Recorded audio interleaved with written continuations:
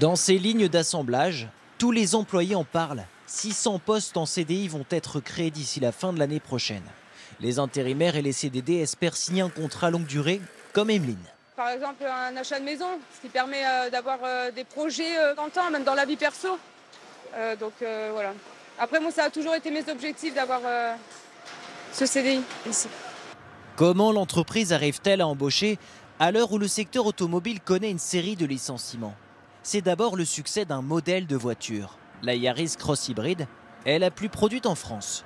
Moins polluante que la thermique, elle est surtout plus abordable que l'électrique. Aujourd'hui, les voitures électriques sont trop chères. On a le problème d'autonomie, on a le problème d'infrastructure. Tant qu'on n'aura pas levé ces 3 points-là, le client continuera à favoriser la technologie qui lui correspond le mieux. Et aujourd'hui, c'est l'hybride. Le constructeur japonais applique aussi une méthode redoutable, éprouvée dans son pays d'origine, l'optimisation de l'espace.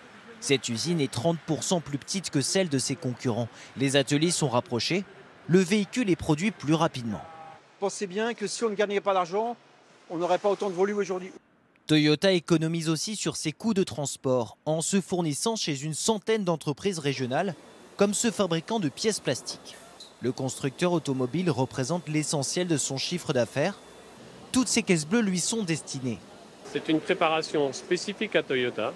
Il y a 27 camions qui quittent notre usine par jour. L'usine Toyota est à 1 heure de route.